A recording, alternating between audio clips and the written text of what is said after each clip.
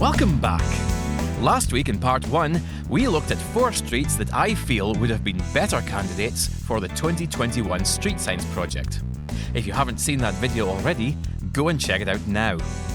Aberdeen Inspired spent £400,000 of taxpayers' money from the Scottish Government Town Centre Fund on the project. Was it money well spent to install some streetlights? I leave that up to the viewer to decide for themselves.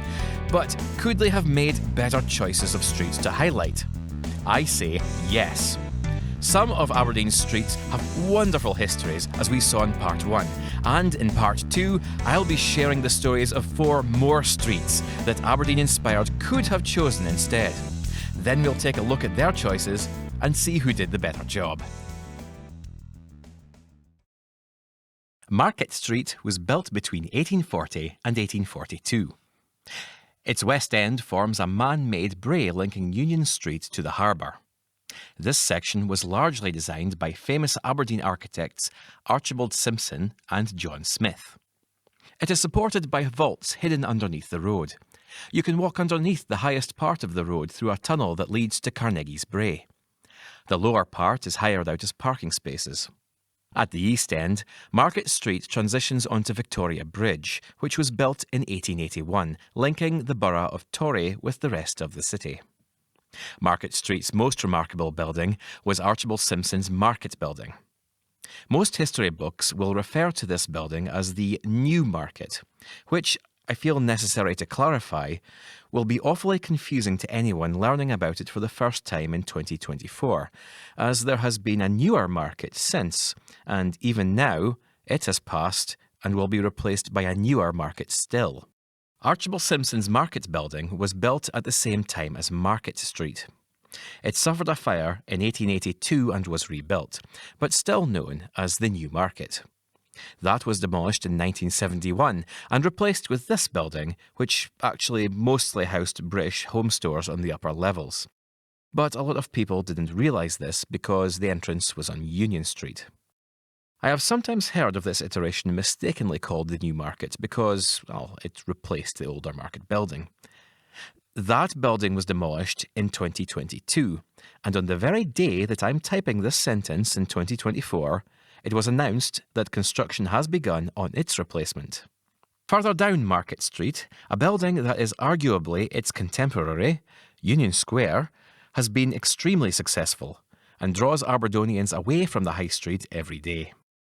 In the last decade, my favourite shop on this street would have been at number 31, where Jessop's was before they went bankrupt in 2021.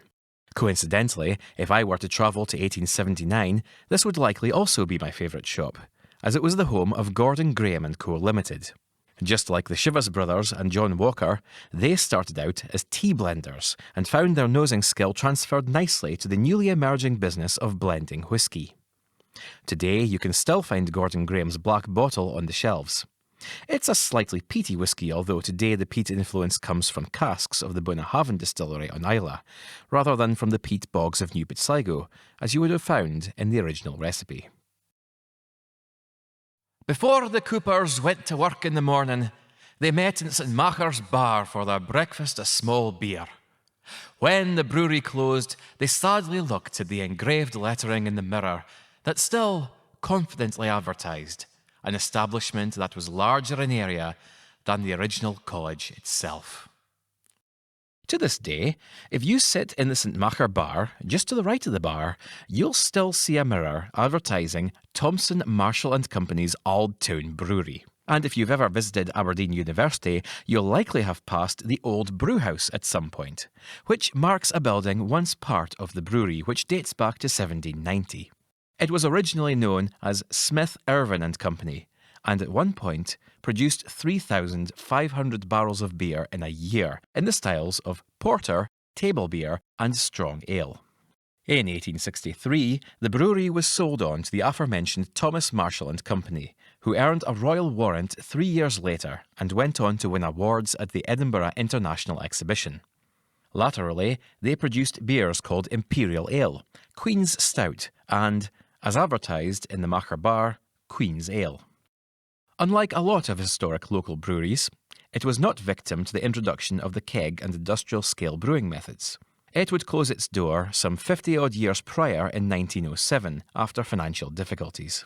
By 1913, most of the brewery's buildings had been demolished by the university to make way for New King's Building, which is yet another fine piece of work from architect A. Marshall Mackenzie. Next door, King's College was founded by William Elphinston in 1495, just after Old Aberdeen became a royal borough. This makes it the third oldest university in Scotland and fifth oldest in the UK. The crown that tops the main chapel was built to honour King James, of whom the university was also named for, but neither the King nor Bishop Elphinston would live to see it complete.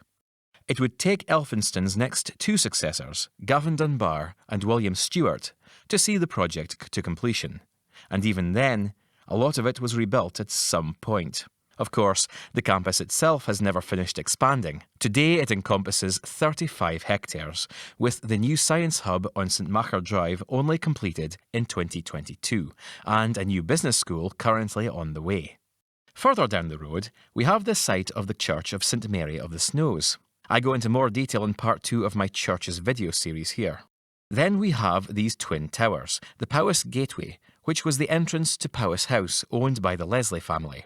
Although the design blatantly suggests a link to the Middle East, widely regarded as Turkish in style, there is no actual connection. The Leslie family, however, did have strong links with the Atlantic slave trade. Joining the Union in 1707 was not the ideal outcome for a bankrupt Scotland. But, as part of England's empire, business opportunities arose overseas. Asian opportunities were largely controlled by the East India Company, and English settlers largely controlled the pre-Union islands. But the Caribbean and Americas were ripe markets for Scots who didn't wish to pledge allegiance to the Crown. Many began operations in Jamaica, Dominica, Grenada, Trinidad and Tobago. When the UK government abolished slavery in 1833, it paid out £20 million to slave owners as compensation. £15 million of this money came from a Rothschild loan, which was only recently repaid in the year 2015. The Leslie family owned a sugar plantation in Jamaica and benefited to the sum of £6,000 from the settlement, which helped fund the construction of these towers. That sum would be over £617,000 in today's money. Today, to those who know, they are a reminder of a black mark in Scotland's past in its link to the slave trade.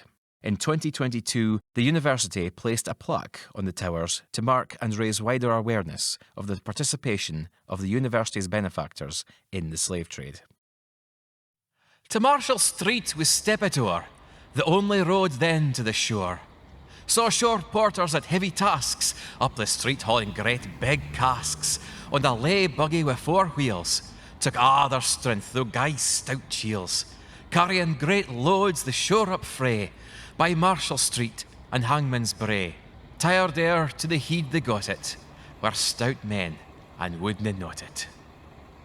Aberdeen seems to attract pioneering bridge builders. Balgownie Bridge is thought to be the oldest surviving bridge in Scotland. Union Bridge is the biggest single-span stone bridge, as far as I'm aware, in the world, and Marshall Street was home to the first ever flyover in Scotland, and possibly even Europe. Marshall Street was built between 1767 and 1793, making it Georgian in design, as if that weren't obvious from a cursory glance at the beautiful townhouses that line each side. It was named after George Keith, the 10th Earl Marshall, whose house on Castlegate was demolished to make way for the new street. After his involvement in the Jacobite risings, he found himself no longer in need of the lodging. Its location is marked with the number 6 on Parson Gordon's town plan. Marshall Street was very important to Aberdeen in those years, as it would have been the main thoroughfare between the town centre and the harbour until Market Street was built in the 1800s.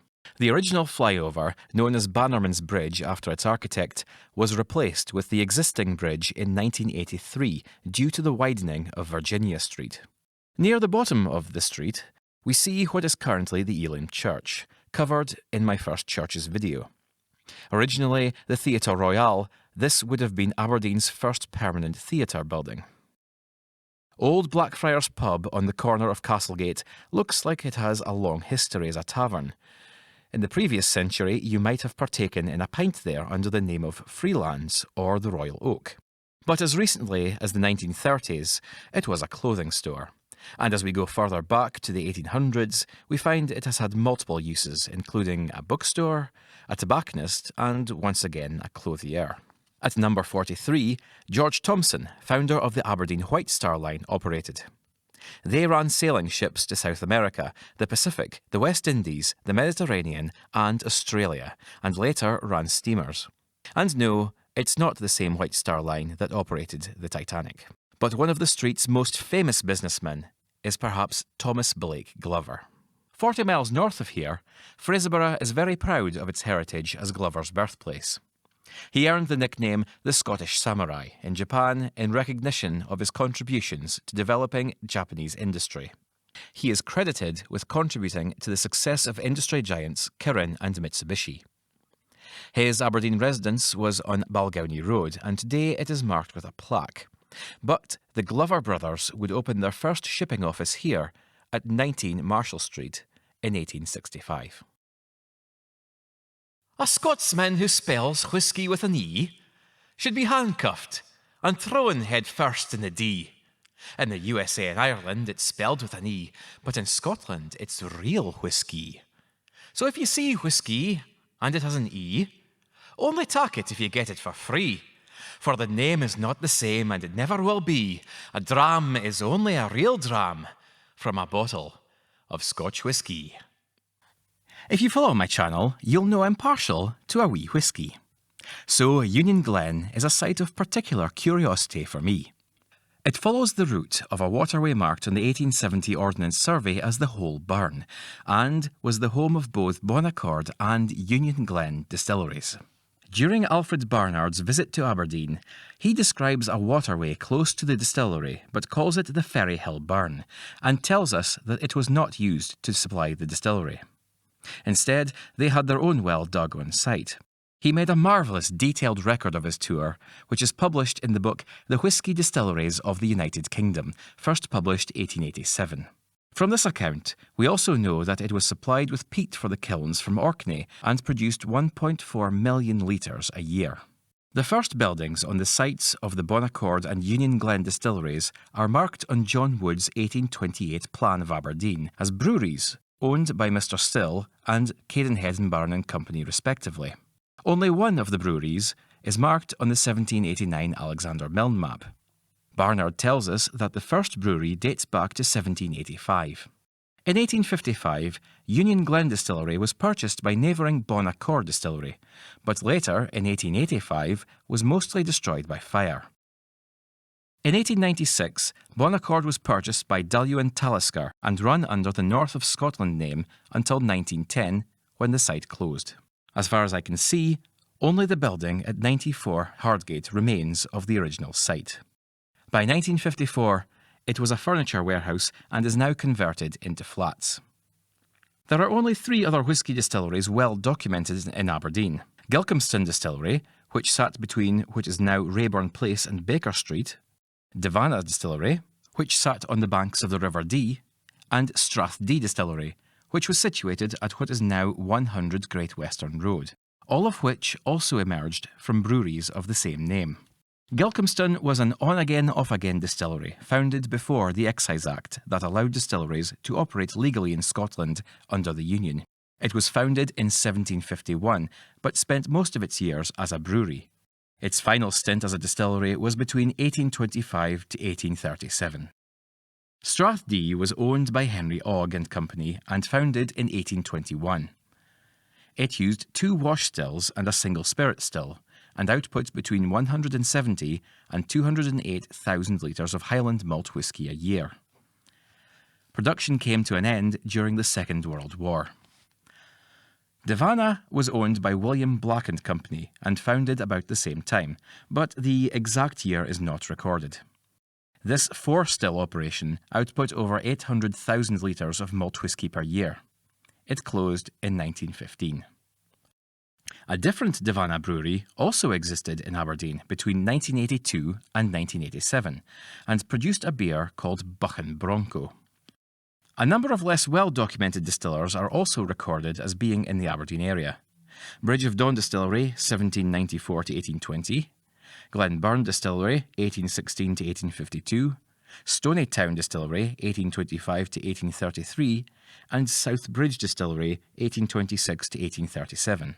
It's worth noting that throughout Scotland there are countless undocumented distilleries whose details are totally lost to time due to the illicit nature of the trade before the 1823 Excise Act. Other notable distilleries which were lost in the market slump at the end of the 20th century are the Glenurry Distillery in Stonehaven and Glenugie in Peterhead. Rare bottles can still be found on auction sites if you're lucky, or perhaps even a local bar. That is, if your pockets are deep enough. So that's my list. Conversely, the 8 streets that Aberdeen Inspired chose to highlight were Belmont Street, Chapel Street, Crown Street, George Street, Langstane Place, Ship Row, Windmill Brae, Merchant Quarter, and Merchant Quarter, which isn't actually a street but some sort of machination designed to promote businesses on and around the green. It seems to be entitled to special attention and gets treated to 3 signs on Carmelite Street, Stirling Street, and the Backwine Stairs.